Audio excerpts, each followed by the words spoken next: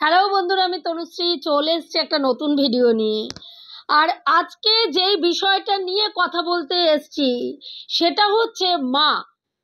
কত রকমের তোমরা রিসেন্ট আমাদের ওর নাম কি বলে মাতৃদিবস পালিত হয়েছে।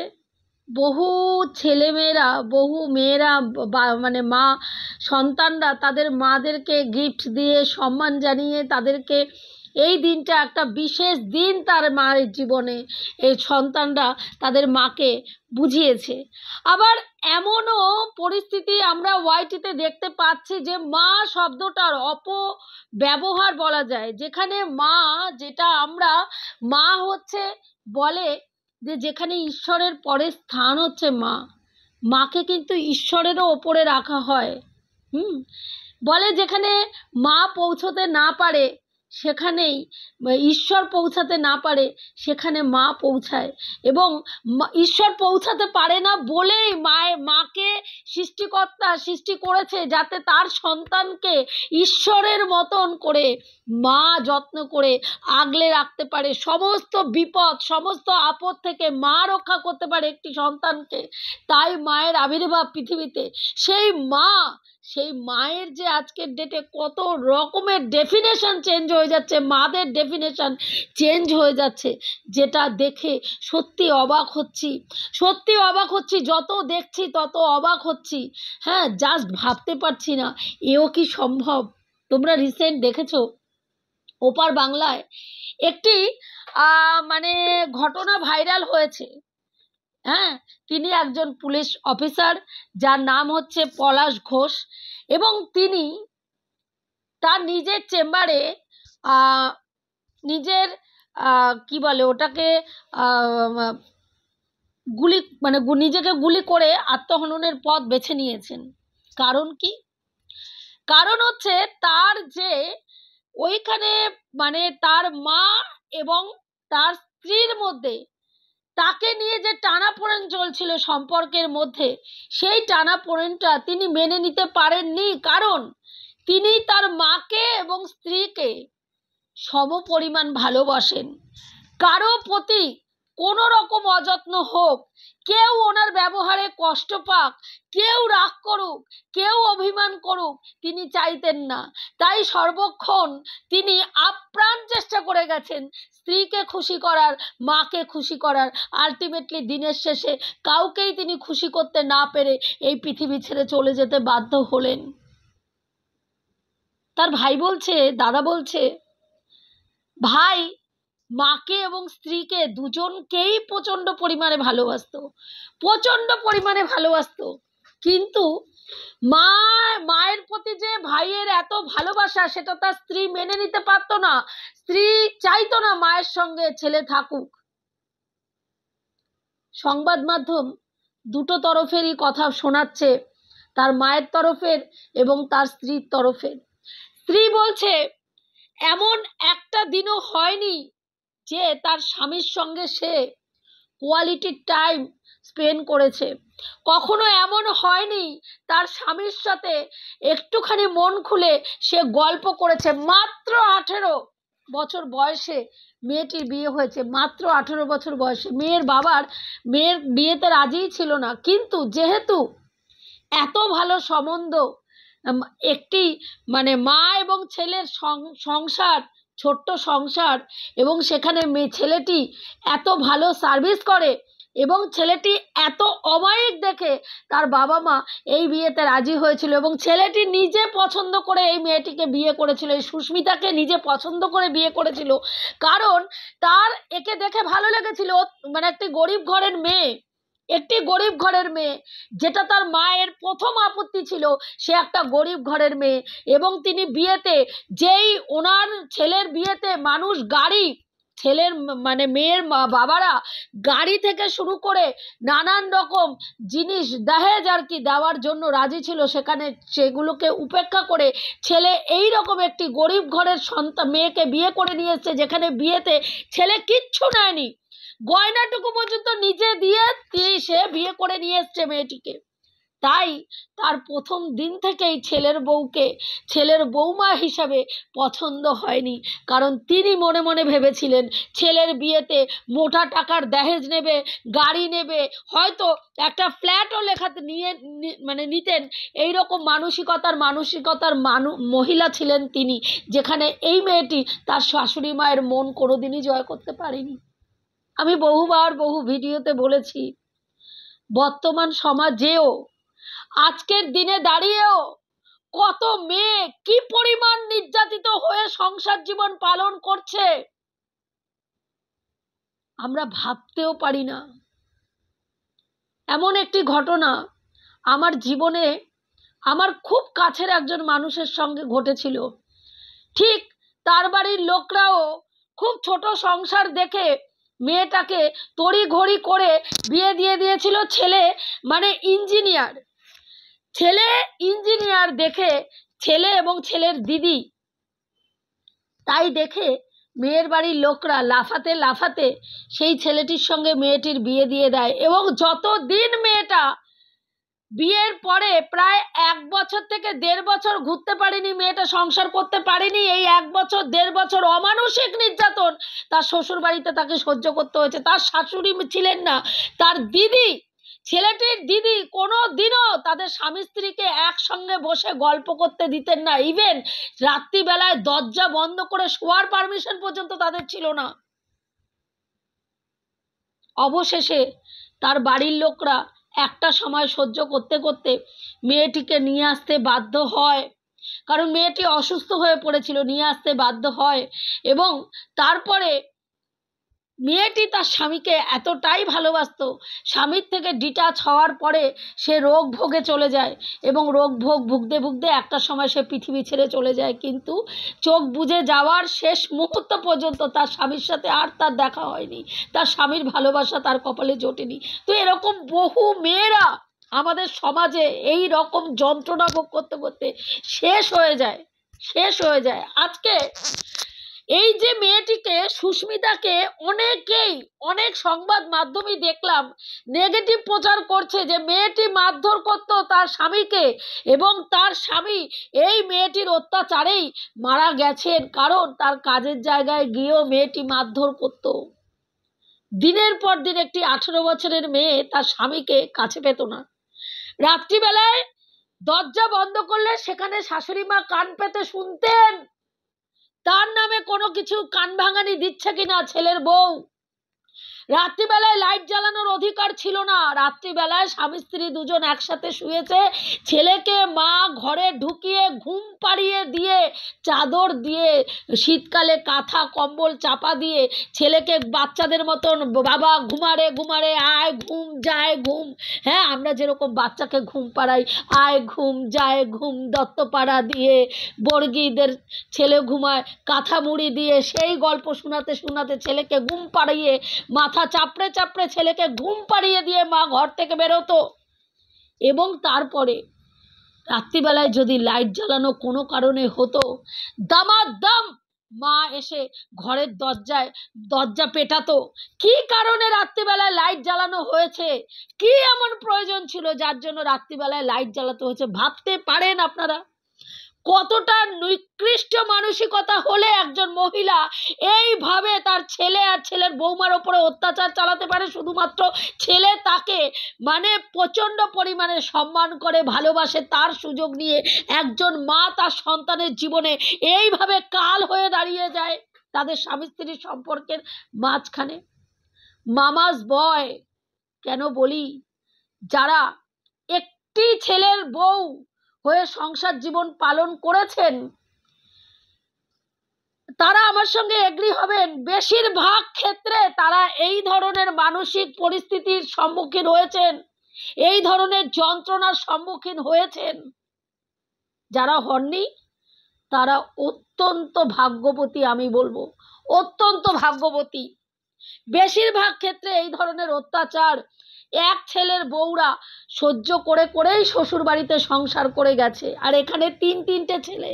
কিন্তু এই ভদ্রমহিলা এই ছেলেটির বড় ভাই যে ছিল সে একটা সময় সংসার চালাতো, তারপরে যখন এই ভাই চাকরি করে, চাকরি পায়, তখন সে মোটামুটি ফ্যামিলির মানে সবার ক্ষেত্রে সমস্ত দায়িত্ব কর্তব্য এ পালন করত। এবং বড় ভাইয়ের বউয়ের সঙ্গেও দীর্ঘদিন এ নাকি এইরকম অত্যাচার চালিয়ে গেছে। তাকেও নাকি বাপের বাড়িতে যেতে দেওয়ার অনুমতি ছিল না, মেয়েরা বাপের বাড়ি যাবে না। তার সঙ্গে একটা চাকরের মতন, একটা কাজের লোকের মতন তাকে ট্রিট করা হতো। বড় বড় মাছ ছেলে নিয়ে আসতো বাজার থেকে, সেই মাছের পিসগুলো ছেলে চলে যাওয়ার পরে রান্না যখন করতেন তিনি ওই বড় মাছের পিস দিয়ে ভাত খেয়ে নিতেন। আর একটা মাছের টুকরোকে 4টে পিস করতেন। সেই পিস থেকে দুপুরবেলায় 1 টুকরো ছেলের বউকে দিতেন, 1 টুকরো নিজে খেতেন। আবার ছেলের সামনে রাত্রিবেলায় ওই ছোট মাছের টুকরো 1 পিস নিজে খেতেন, 1 পিস ছেলের বউকে দিতেন। আর মাঝে যে তিনি ছেলের অজান্তে ছেলের পিঠ পিছে বড় বড় মাছের টুকরোগুলো খেতেন, সেটা ছেলে জানতে পারতো না। ছেলেকে দেখাতো, তোর বউকেও আমি ছোট মাছের টুকরো দিচ্ছি, আমিও ছোট মাছের টুকরো খাচ্ছি। আমি বহুবার তোমাদেরকে একটা ঘটনা বলেছি। আমি এমন একটা পরিবারকে দেখেছি যেখানে ছেলের বউয়ের সাথে মানে খাওয়া, পেট ভর্তি খাওয়া তো দূরের ব্যাপার, আধপেটা খাওয়াও তার জোটে না ঠিকঠাক শ্বশুর বাড়িতে।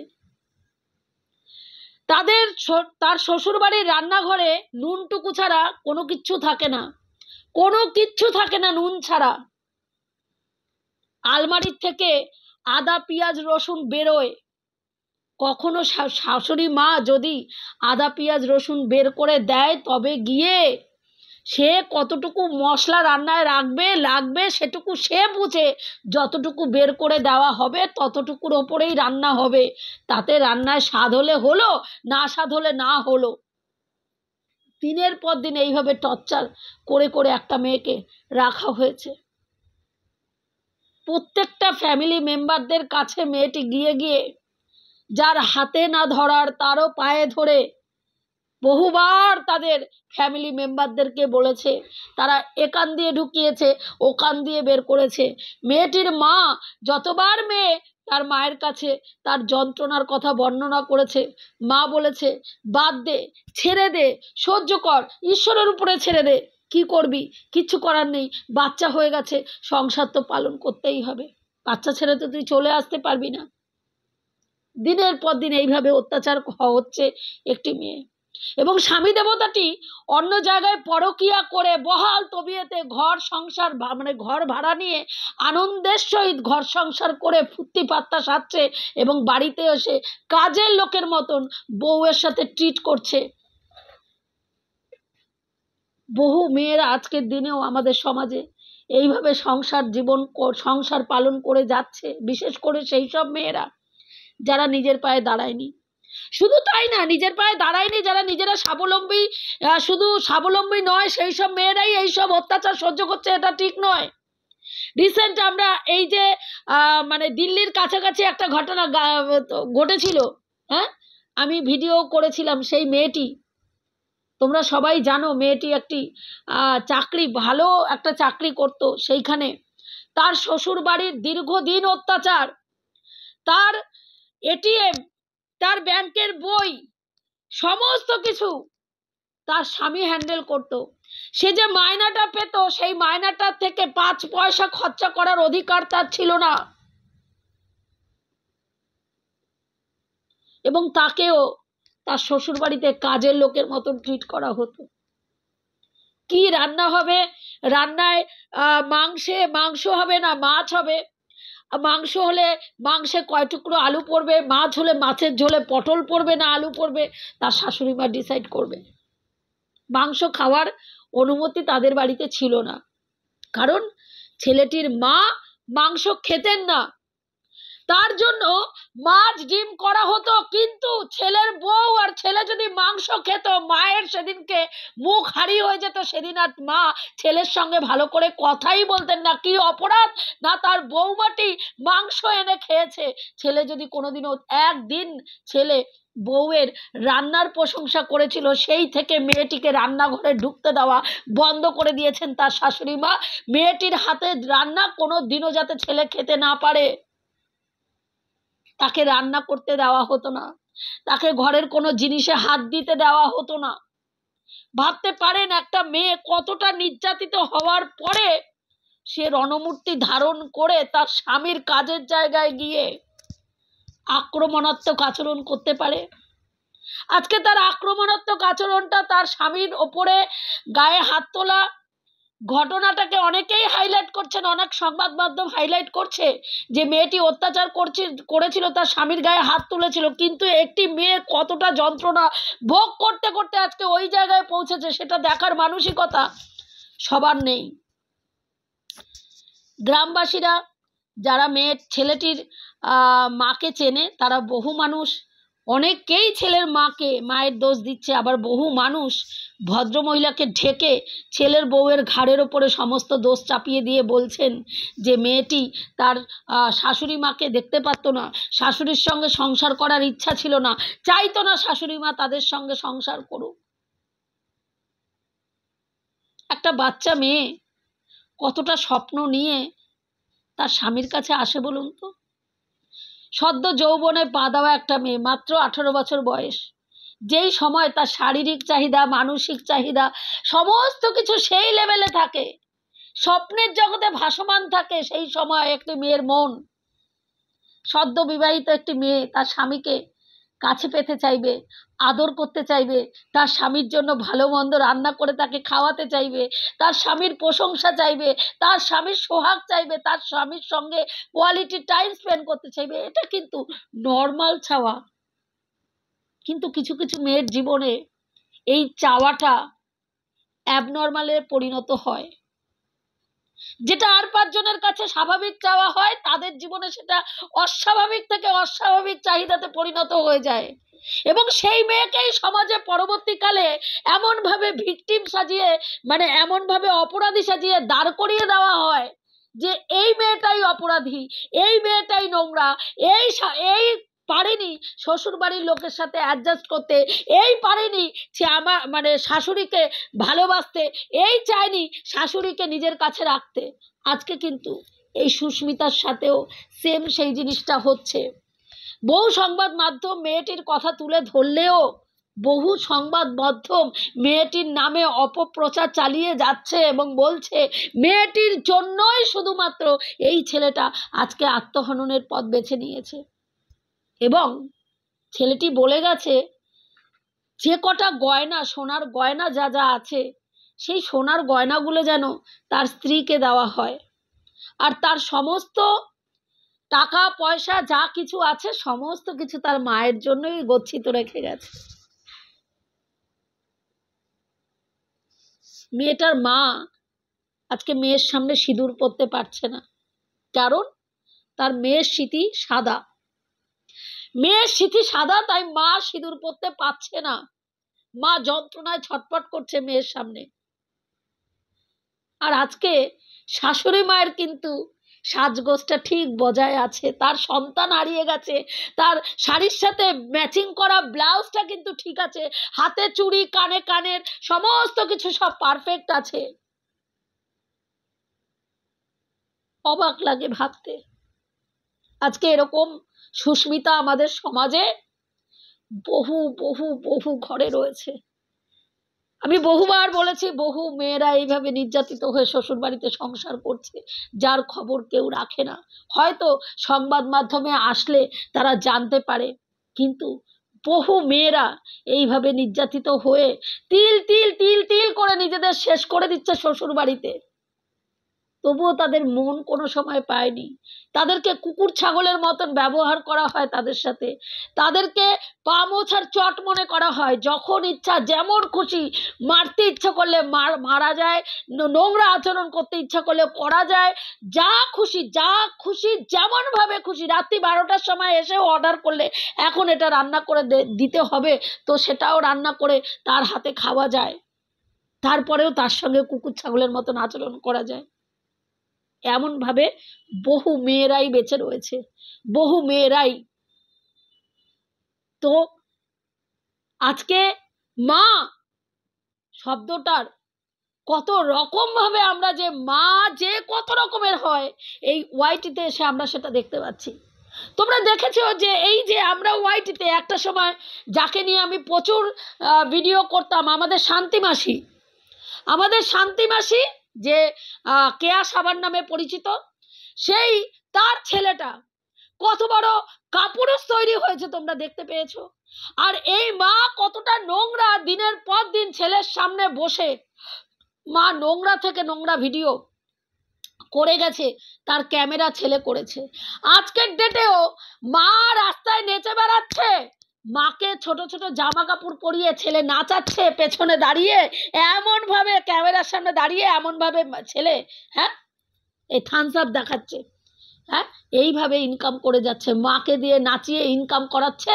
একটা কাপুরুষ কুলাঙ্গার ভণ্ড ছেলে, যে একটা জলজান্ত সুস্থ স্বাভাবিক ছেলে, সে রোজগার করার মুরদ নেই, সে এইভাবে রাস্তায় নেমে পড়েছে মাকে নিয়ে নাচিয়ে টাকা ইনকাম করার জন্য। যেমনি মা নোংরামিতে ওস্তাদ, আর তেমনি ছেলেও মায়ের নোংরামিকে প্রমোট করতে ওস্তাদ।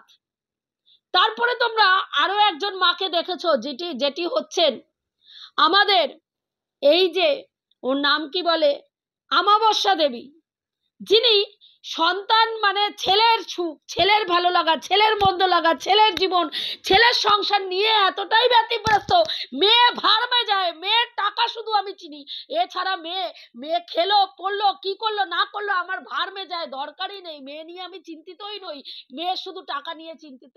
এও একজন মা। আবার অপোজিটে আমাদের ননখোকার মা, যিনিও একজন মা, যে 3 মাস বয়সে তার সন্তানকে, দুধের শিশুকে তার মায়ের হাতে তুলে দিয়ে আর সন্তানের প্রতি কোনো দায়িত্ব কর্তব্য জীবনে পালনই করেনি, তিনিও একজন মা। আবার অপোজিটে তার ছেলের বৌমাটি, আমাদের চীনা সুন্দরী, সেও একজন মা। এমন একজন মা যে মা নামের কলঙ্ক, যাকে দেখলে ঘেন্নায় আমাদের মতন মায়েদের ঘেন্নায় ছি ধিক্কার ছাড়া আর কিচ্ছু আসে না। কালকে আমি একটা লাইভ চোখে পড়লো, যেটা আমি ধরিদির চ্যানেলে দেখেছি, চালানো হয়েছিল, আমাদের ননখোকার লিগাল টিমের লাইভ। সেখানে বলছেন তিনি যে এই বাচ্চাটা কথা উনি জিজ্ঞাসা করেছিলেন ননখোকাকে, যে বাচ্চা তার মায়ের কথা চিন্তা করে, বাচ্চা তার মাকে খোঁজে। তখন তার বাবা বলেছে কিছুদিন আগেও পর্যন্ত নাকি বাচ্চাটা তার মায়ের ভিডিও দেখত। বর্তমানে তার মায়ের ভিডিও দেখলে ওই ছোট্ট সোনা বাবাটা এরকম ভাবে স্কিপ করে মায়ের ভিডিও তুলে দেয়। বিশ্বাস করুন, চোখে জল ধরে রাখতে পারিনি।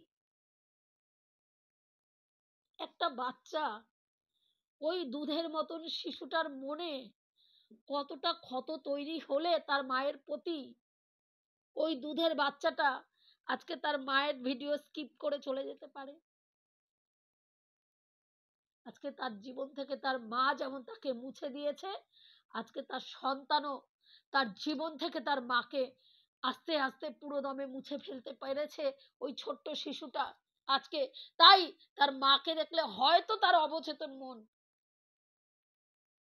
তার মাকে দেখার চাহিদাটা নষ্ট হয়ে গেছে, তার অবচেতন মন, তাই মায়ের ছবিটা যখনই সামনে আসে স্কিপ করে তুলে দেয় ঘেন্নায়।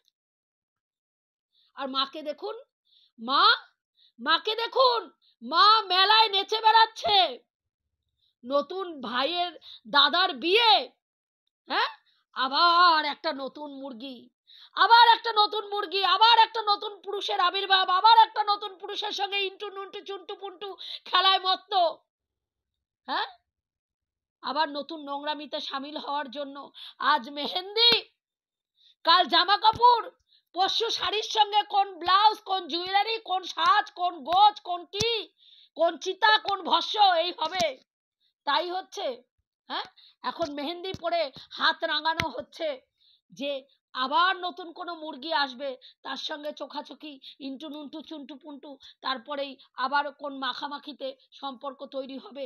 তার দিন গুনছে মা, কবে আসবে সেই দিনটা, হ্যাঁ, বিয়ের দিনটা কবে আসবে, তার চাহিদায় মা রাত গুনছে।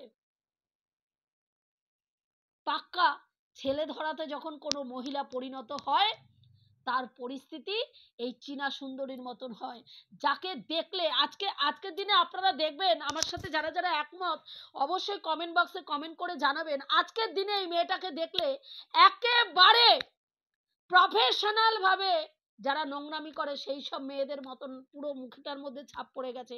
একটা মুখের মধ্যে যে ইনোসেন্ট ভাবটা ছিল, দেখবেন ভালো করে, আজকের ডেটে কিন্তু ওর মুখের মধ্যে সেই ইনোসেন্ট ভাবটা নেই।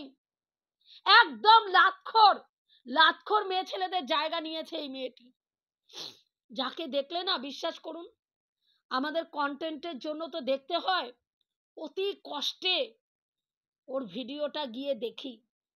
বেশিরভাগ ক্ষেত্রে অন্যান্য কন্ট্রোভার্সি ক্রিয়েটারদের ভিডিও দেখে শুনে নি আজকে ভিডিওতে কি করেছে, তারপরে গিয়ে স্পিড বাড়িয়ে ভিডিওটা কোনো রকমে দেখে একটু চোখ বুলিয়ে নি। ঘেন্না লাগে, গা গুলিয়ে ওঠে এই ধরনের মাদের দেখলে। যারা এই ধরনের মানসিকতার মা, আমি বলবো তারা সন্তান নেবেন না, তারা সন্তান নেবেন না। যে মা নিজের সুখের জন্য সন্তান ত্যাগ করবে, সন্তানের জন্য স্যাক্রিফাইস করার মানসিকতা যে মাদের নেই, তাদের মা হওয়ার যোগ্যতাও নেই। এবং অপোজিটে যে মায়েরা নিজের সন্তানকে আগলে রাখতে রাখতে এমন পরিস্থিতি দাঁড় করান যে ছেলের জীবনে অন্য কোনো মহিলার অস্তিত্বকে মেনে নিতে পারেন না, তারাও কখনো ছেলের বিয়ে দিয়ে অন্য বাড়ির একটি মেয়ের, অন্য বাড়ির মায়ের থেকে তার সন্তানের সুখকে কেড়ে নেবেন না। এই অধিকারটা আপনাকে কেউ দেয়নি। আজকে আপনি আপনার ছেলেকে নিজের করে চাওয়ার লোভে, আকাঙ্ক্ষায় নিজের ছেলের জীবনটাকেই শেষ করে দিলেন। আর একটা মেয়ের জীবনে একটা ক্ষত, সারা জীবনের একটা ক্ষত এঁকে দিলেন, তার জীবনটার মধ্যে গেঁথে দিলেন একটা ক্ষত, যে ক্ষত এ জীবনে তার মন থেকে মিটবে না। এটুকুই বলার ছিল বন্ধুরা, রাখছি। দেখা হবে নেক্সট ভিডিওতে। তোমরা আমার মোবাইলের সাউন্ড সিস্টেমটা নষ্ট, সাউন্ডের বক্স আর কি, যেটা মাইকটা নষ্ট হয়ে গেছে, যেই কারণের জন্য আমাকে হেডফোন দিয়ে ফোন করতে ভিডিও করতে হচ্ছে। আজকেও আমি ফোনটাকে নিয়ে যেতে পারিনি শোরুমে, সকালে ছেলের পড়া ছিল, যাওয়া সম্ভবপর হয়নি। কালকে যেতে পারবো কিনা জানি না। এবং গেলে শুনেছি ওরা একদিনের মধ্যে ফোন ঠিক করে দেয় না। যদি না ঠিক করে দেয় তাহলে হয়তো একদিন দুদিন তোমরা আমার ভিডিওটা নাও পেতে পারো, যতদিন আমার মোবাইলটা না ঠিক হচ্ছে। এটুকুই বলার ছিল, রাখছি। দেখা হবে নেক্সট ভিডিওতে। প্রত্যেকে ভালো থেকো, তনুশ্রীদির পাশে থেকো।